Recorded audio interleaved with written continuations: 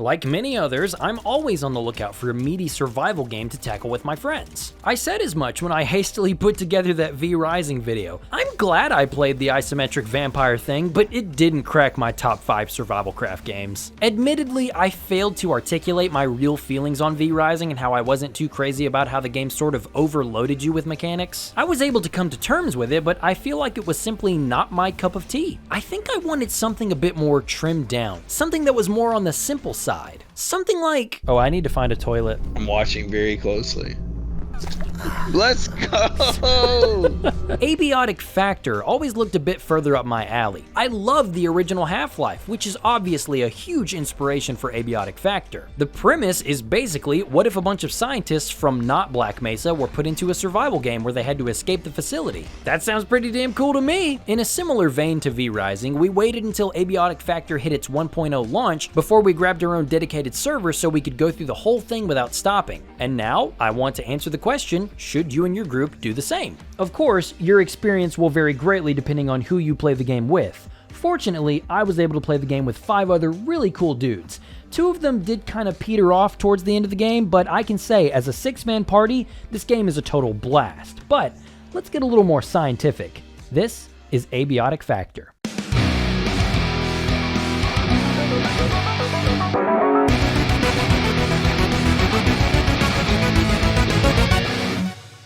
One of the first questions I imagine most would ask is, what makes Abiotic Factor stand out among other survival craft games? That is a great question. You are so clever, you get a kiss. Mwah. Truth be told, there are plenty of things that this game does that are not unique. The staples of what makes this genre what it is. Gathering resources, learning recipes to craft items and constructs that allow you to progressively create more effective items and constructs. I would say that on a basic level, it's the way in which you go about doing these things that stands out. The group is trapped in an office, underground after all. There are no trees to punch, there is no stone to harvest and build a base with. Instead, we have to collect, well, office supplies. We make armor out of cloth scraps that we get from lab coats. Shields out of reinforced cafeteria trays. We can gather resources like wood by dismantling desks or furniture. In order to store water, we have to find and hoard water coolers from around the office. We have cooktops and refrigerators to keep perishables we find, but these cooktops won't just operate on magic, they need electricity. Thank God there are so many wall outlets around. Just gotta plug them in.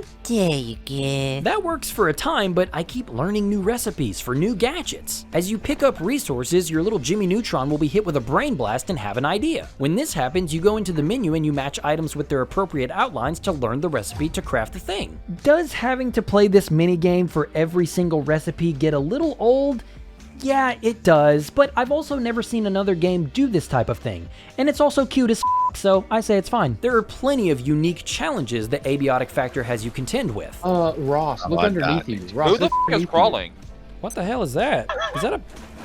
Dude, it's a coworker. He Why wants is there us a to coworker in here? Who the f is this? Why the f is this dude just crawling in the water? This game is awesome. As we keep coming up with more constructs to craft, our need for more places to plug the shits in increases. That's when you create a power strip that allows 3 gadgets to be plugged in instead of just 1 per outlet. But this office is a typical office. When the clock hits 9, the power goes out and your appliances attached to the wall don't have any more juice to run on. You'll have to craft batteries that save a charge during the day that allows one device to run off that charge throughout the night. But it's not a good idea to work through the night. Your scientists are normal dudes. They need normal human stuff, like sleep. If they start to get sleepy, then you'll need to find a bed and lay down. They'll get thirsty and hungry, so you have to find them clean things to eat and drink. And after enough food, I believe I need to, defecate. Their basic needs have to be tended to. To meet those basic needs, you need a place to call home. We quickly made shelter in the data farm. Our fortifications stretched into the facility's gym, which had a pool as well. It wasn't clean water, but it was a water source. Slowly but surely, our base was becoming livable. We were moving furniture in front of the entrances to block out any unwanted dangers. It was looking good. We had well and truly conquered the office. But this is only the beginning. If we want to get out of here, we have to go deeper into the facility. And we aren't going anywhere if we can't work out some team synergy. One of our first challenges as a group was deciding what classes and roles we would each take. Abiotic Factor has plenty of options as far as classes that can determine a number of things. These all contribute to how efficient you are with blunt weapons, ranged weapons, sharp weapons, heavy weapons, how effective you are at crafting objects, sprinting, cooking, how resilient you are. You have a pretty big incentive to choose what your character will excel in and play to those strengths from the jump. Nick was the team's medic. He always had medical supplies on hand, jumping at the opportunity to fix our broken bones if we stupidly fall from a large height, if we somehow miraculously find ourselves with a laceration.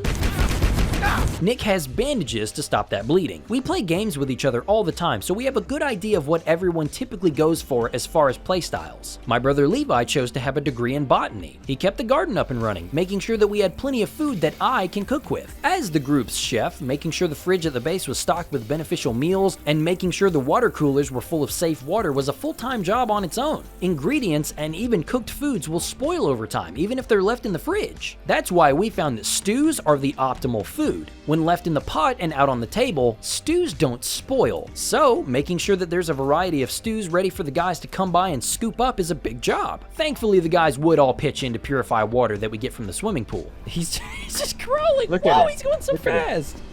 Look at him. I don't What see is him. he doing? He is so fast. I think he needs to die.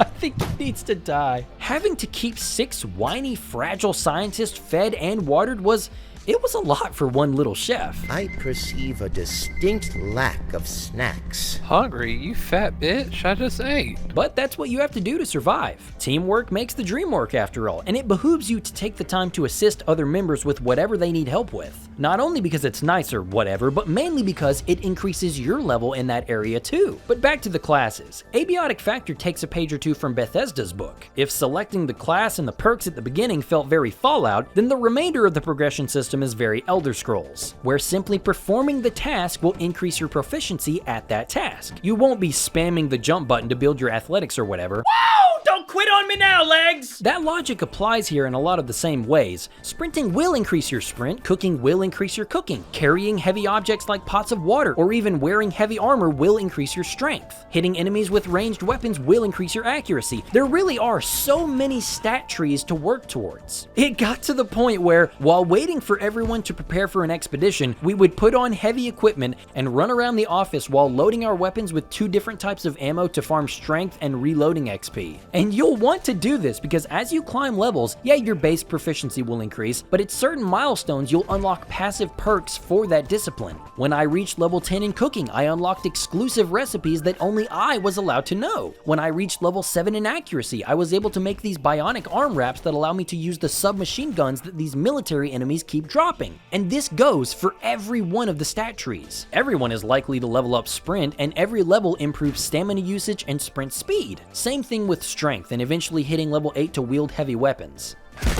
Ow, what the f? Huh? Excuse you? What the f?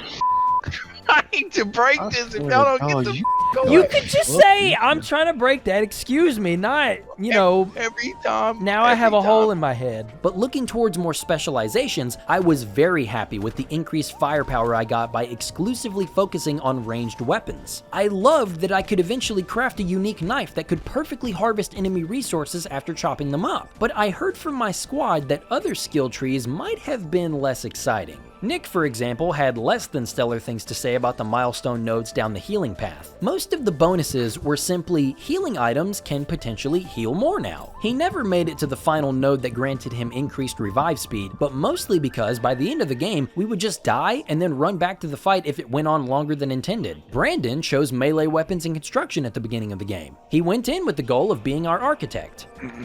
Won't you come in for a minute? Have a seat. Is this about my performance this quarter? Yes, your performance. Oh, God. Come to find out, there really weren't any particular skills that were worth dedicating time to on the construction tree. There were deconstruction bonuses that reward extra resources when dismantling stuff, but like, who gives a Levi, the heavy weapon expert with a green thumb, surpassed him in time due to his love of grinding. He just built the new gadgets for the base after everyone else got off for the night. There are a lot of new fish in an aquarium. Hey, don't look at my fish like that.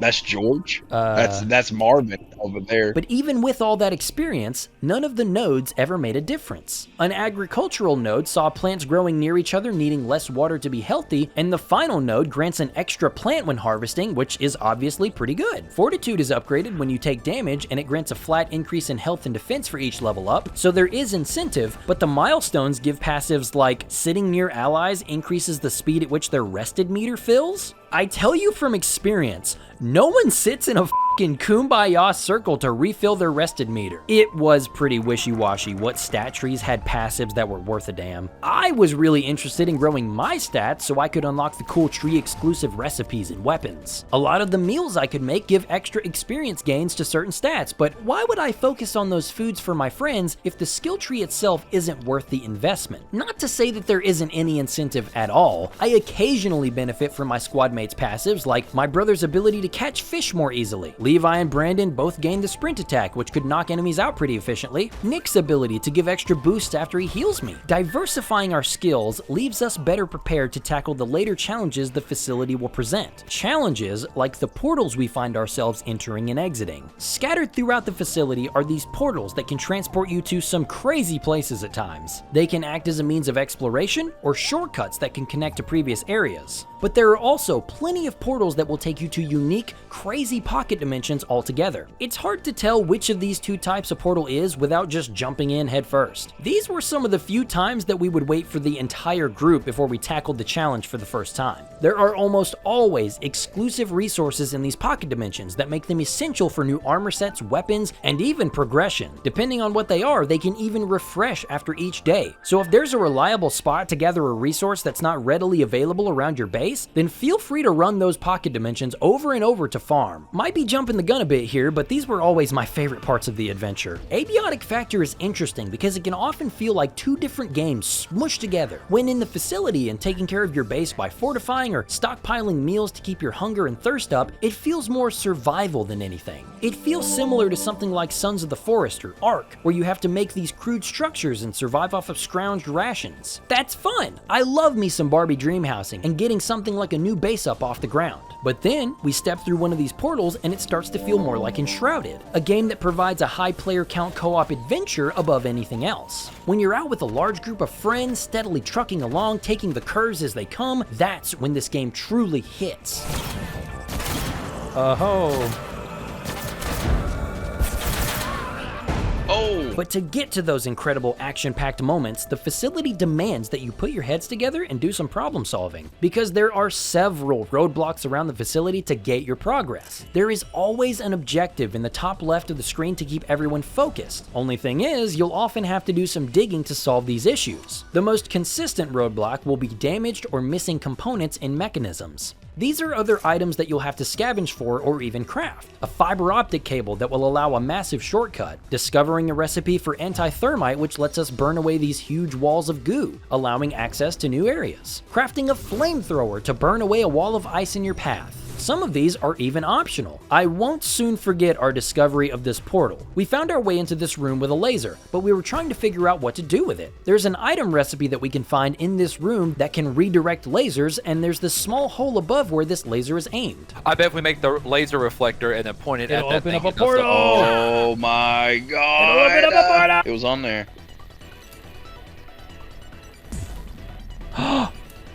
It did it.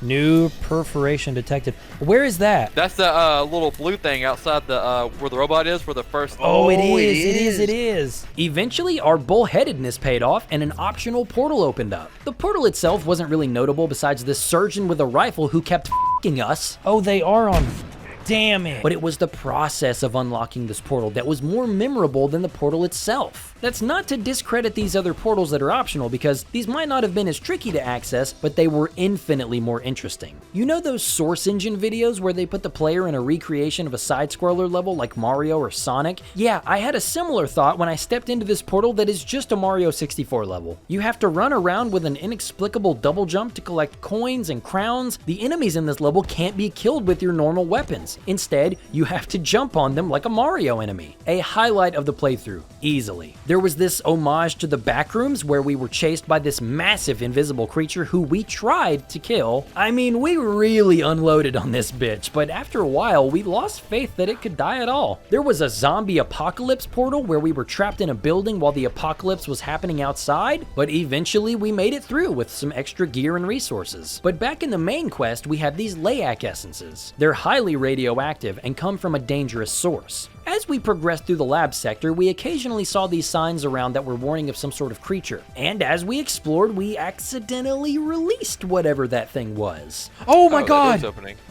It's there. What? Look.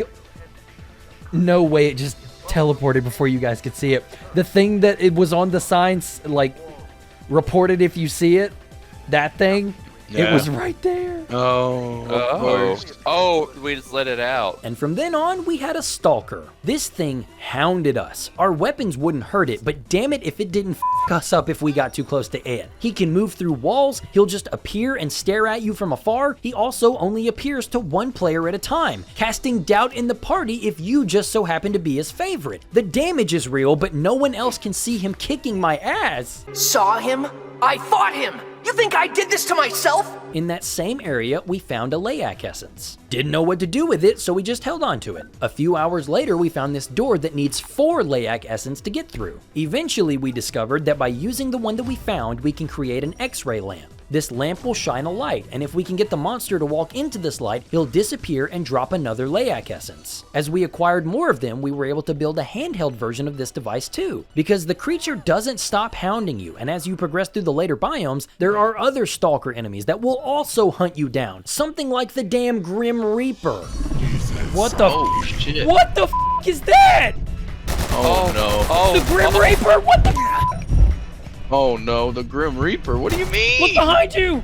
Oh! Abiotic Factor is a Metroidvania of sorts. I have yet to play a survival craft game that's set up like this before. You will progress linearly through the world, unlocking doors to different departments that will put you in front of new NPCs that will give you information on how you should proceed next. You have to do some serious digging to find items or recipes to craft said items that will unlock more and more paths to explore, even shortcuts or new doors in previous areas. It was a real breath of fresh air to play a survival craft game that's still an open world in the sense that you can go wherever you want, whenever you want, but it continues to open up as you go further and unlock more items, letting you take the world in as you go. Oh, and there goes. Oh my god! For around 30 to 35 hours, we would go on these expeditions and be constantly wowed when exploring the facility. Oh my god, it's Blockbuster. It's f***ing Blockbuster. Now, if you're the kind of person who really enjoys the freedom of open worlds and survival games, the ability to simply walk to the next biome to gather new biome-exclusive resources is a selling point. If making a base totally from scratch is what you live for in these types of games, I can see you being a little disappointed by the crafting and progression options on display here. It's pretty on rails for both. There are lots of options for pre-made locations where you can flip the space into your dream hideout, but few places where you can have a completely blank slate of a base. But even beyond the bases, in most survival crafting games, you're blocked off from going to a specific new biome because of something like temperature becoming too intense. But that's about as far as the roadblocks go because the worlds are so open. In Abiotic Factor, however, the whole game is about running into roadblocks. Each of the objectives create some means of stopping your progression. You've conquered the security sector and its portals to the Hell Dimension, but now you have to fix the water crisis in the hydroplant sector. After you fix that, you're now off to the dusk reactors to figure out why there's an overgrowth. It's literally always something, and it might be seen as restrictive to some, but to me,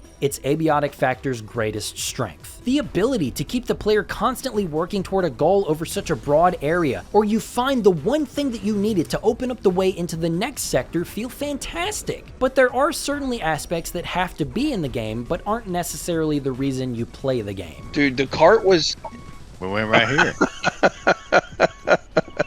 There are a few options to consider when choosing how you want to approach combat in Abiotic Factor. You can choose all manner of melee weapons, which all have skill trees as I illustrated earlier. For all melee users though, you'll still be using the basic swing to hit enemies. There are sprinting attacks that can be unlocked, heavy attacks that deal some extra damage for the cost of some windup. It's totally serviceable, and the allure of new weapons that hit harder or have some special battle effects is enough to keep melee purists hungry for that next upgrade. I went down the ranged path, starting with a makeshift crossbow that fires pins as ammo, up to pistols, all the way up to an assault rifle. I can't speak for melee users, but I think ranged is the way to go. In the lab sector, I found my true love in the antique shotgun. The ammo dropped pretty frequently, so I didn't feel bad for using it frequently. But if I can get up close and personal and unload on an enemy's head, they drop pretty quickly. Same thing with the Magnum I found later. This was a good one for high damage at long range, even more so after I upgraded it. The ammo is a concern, but that's not unique to the Magnum. Ammo is pretty scarce for all of the automatic weapons too. The submachine gun just eats through our 9mm ammo reserves. And that's not even assuming that anyone else in the squad wants to use a pistol or another SMG. Ammo is a hot commodity, let's say that. I would have loved to use the 3-round burst assault rifle more often, but rarely did I have enough ammo for a full magazine. The quill rifle was easier to keep ammo for, and it was also really reliable. Some of the more dangerous enemies would drop a decent amount of these quills, and with them you can make even more quill ammo. Ammo that homes in on enemies and can even be retrieved on occasion. Friendly fire is on though, so I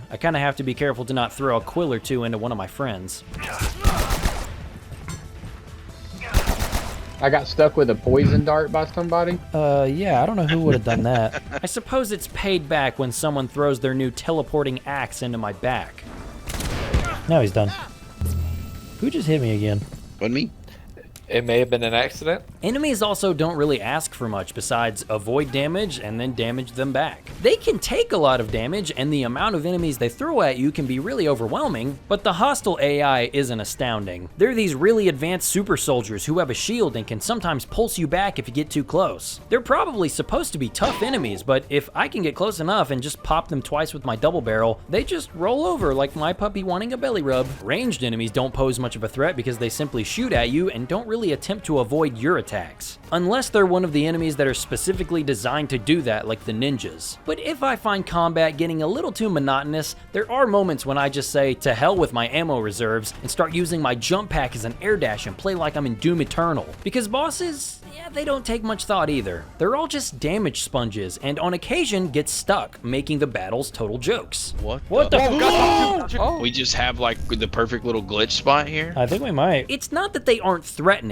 If they hit you, it'll hurt, but death means nothing. If you die, you have to respawn at either a respawn point near the beginning of the sector or your bed back at the base. Anything that isn't in your hotbar gets dropped on the ground, so you'll have to go back and get your inventory, but other than that, death has no long-term negative impact, which means that at least one person simply staying alive during the boss fight is very important to winning said fight. Not that they're difficult fights in the first place. Oh, what? Where the... Oh.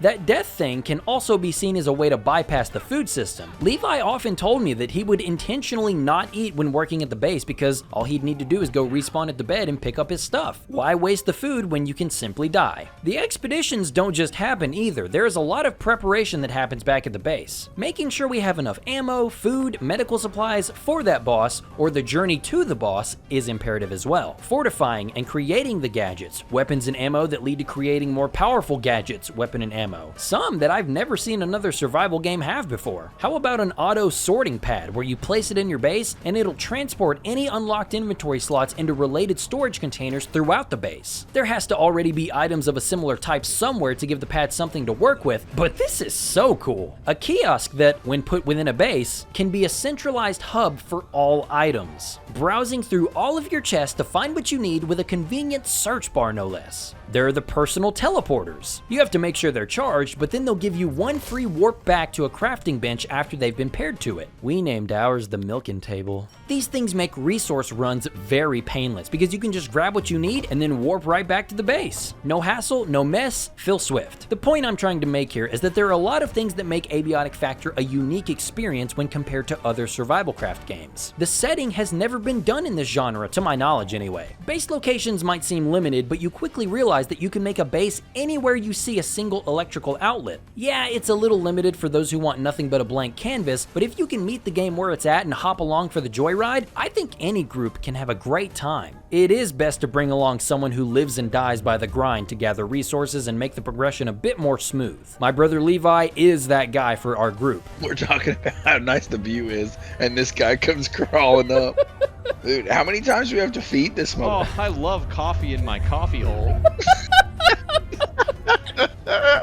The game isn't perfect by any means. Combat does its job, but that's about it. The progression feels anywhere from good to stagnant depending on what skills you choose to focus on. And that ending was just disappointing. During the whole game, I was looking forward to Abiotic Factor's version of the moment from Half-Life 1 where you finally make it out of the facility. Yeah, it's still linear, but that feeling is unmatched. You feel this enormous pressure lifted off of your shoulders. The final boss arena gave me a similar feeling, I guess, only with a disappointing final boss and a penultimate area that is an amalgamation of previous assets strung together by anti-gravity shenanigans. It feels like a proper build-up to the final area, but not a great final area on its own merits. I really expected to have that Half-Life 1 walk outside moment at some point during this game, seeing as how it's the 1.0 release. But that moment never happened. Sometime after finishing the game, I noticed a community post on Steam from the devs. Apparently, this is not the end. There are still plans to add more features, weapons, and later, even more biomes. I assumed the 1.0 launch meant the story is complete, but now I'm not sure what the ending means. I think it's safe to say, at the very least, Abiotic Factor isn't over, but separated from the few rough edges that will supposedly get ironed out at some point in the roadmap, the rest of the experience with its mysteries that you can unravel, the adventures you'll experience with your friends, and the big moments that leave you stunned.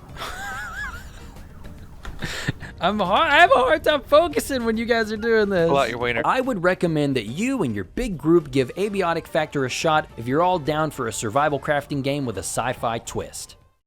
Thank you so much for watching all the way to the end. If you enjoy co-op games like myself, I cover the ones that I come across and break down what makes them so compelling for a group of friends. I encourage you to leave a like if you found this video influencing your decision to buy Abiotic Factor, or maybe waiting for that roadmap to get a little more filled up. You should also subscribe to get notified when I post more videos focused on co-op games of all kinds. I also encourage you to check out the description for links to the Command Prompt Gaming Community Discord server, as well as my Patreon. You can gain access to ad-free and uncensored versions of my videos, as well as exclusive videos that only patrons can watch. And it all starts at $1. I would like to take this time to thank my $10 patrons, WhiteGhost117 and NikkiKoon99 for their support. Thank you guys so very much. You know how much I love you. But anyway, I appreciate you for watching. So thanks for stopping by and have a great day.